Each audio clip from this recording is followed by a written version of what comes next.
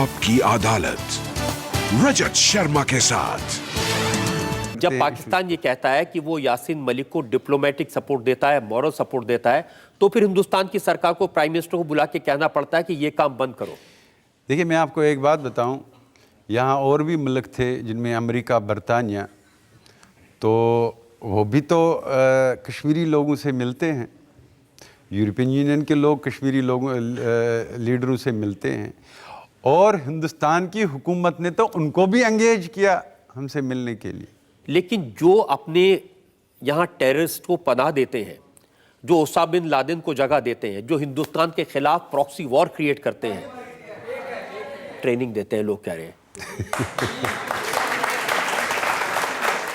उनको कैसे भूल जाएंगे, उनसे कैसे बात करेंगे? और आप उनसे बात करते हैं, और आप उनसे डिप्लोमेटिक सपोर्ट लेते हैं, उनसे मॉरल सपोर्ट लेते हैं। सबसे पहले तो बात आपने की उनके साथ।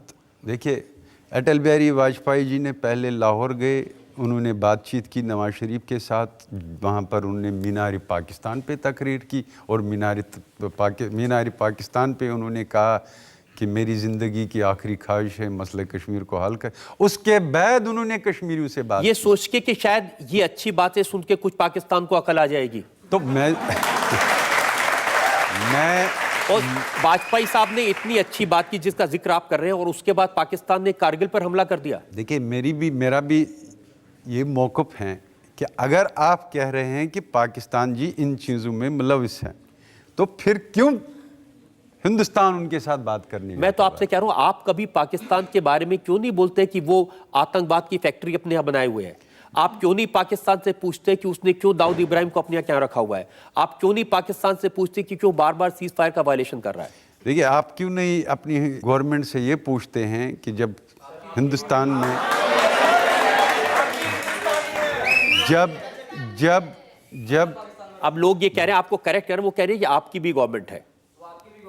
देखिए, ये आपका भी कॉन्स्टिट्यूशन है। देखिए,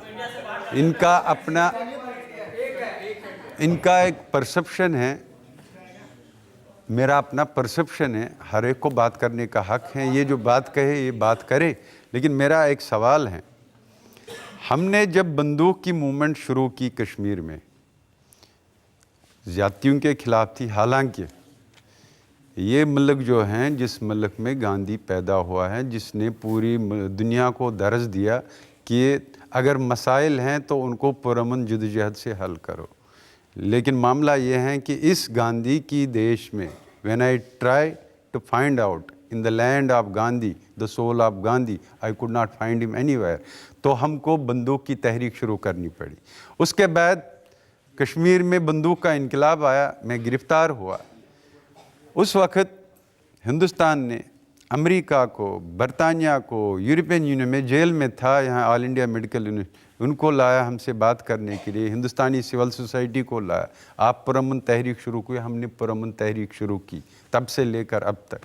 उसके बाद मेरे 600 साथियों को कत्ल किया गया, मुझे 300 बार उसके बाद जेल भेज दिया गया।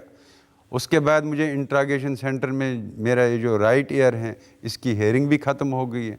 मेरे ऊपर 6 जानलेवा हमला हो गए। ये तो सीज़ फायर के बाद भी स्टेट का तशद्दुद, स्टेट का जुल्म। अभी आपने देखा कश्मीरी लोगों ने 2008 में पूरा पुरअमन इनकलाब लाया था। एक ट्रांजिशन हुई थी कश्मीरी कौम की, from violent movement non violent democratic movement. तो उसके ऊपर क्या हुआ?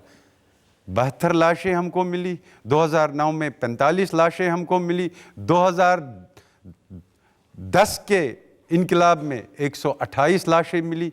ये पुरअमन तहरीक पे फौजी ताकत इस्तेमाल हुई। तो आप जिस कौम को पुरअमन तहरीक में भी बॉडी बैग्स देते हैं, तो आप उस कौम को कहीं बंदूक की तरफ तो नहीं धकेल रहे।